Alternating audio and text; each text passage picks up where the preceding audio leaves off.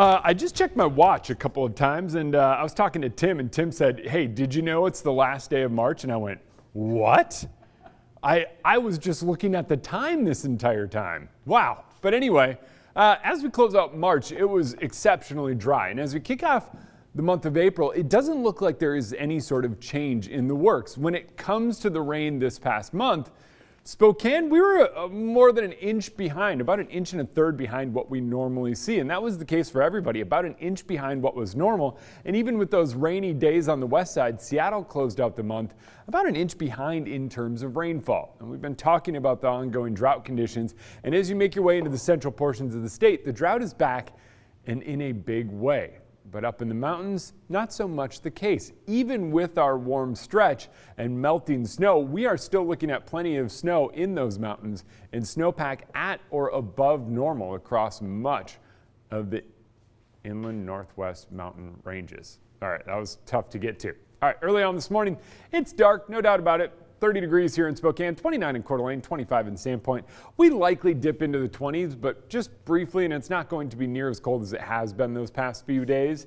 Temps down in the 30s in Pullman and Moscow, and it's that lack of cloud cover, the clear skies overhead, the calm winds, the radiative cooling that allows those temperatures to drop. But just like yesterday, that sun does a great job of warming us up. By this afternoon, we're up to 60 in Spokane, 57 in Coeur d'Alene, mid-60s out in central Washington, 57 in Pullman, 56 in Moscow. We talked about this. It's the ridge of high pressure, but this ridge of high pressure doesn't hang out forever. It's weather. It's got to ebb and flow. It's got to change. So we start to see it dip a little bit closer to us on Thursday. And as that happens, we are going to see wind pick up, a few more clouds move in, but by Friday, it starts working its way back off to the north, and most of our moisture stays in the higher elevations of the Cascades. So here's how I think this breaks down. You could call me recklessly optimistic with my 60 degrees on here. Today, it's likely we top out at 59, so 60. Tomorrow, it's likely we barely hit 60, so 64. By the time we get into Friday, 58's pretty likely, 60. And then as we head into the weekend, got the zags, so 61. And on Sunday, there's a guy hopping around. Maybe I'll bump that to 60 just because why not? Just for a nice round number. Yeah.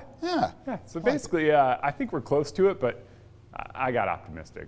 Love it. Jeremy, thanks for the reminder again that it is the end of the month. I have a coupon expiring today. I need What? to use. Yeah. Get it. Tim, get out there, use it. You know, I'm a big coupon guy.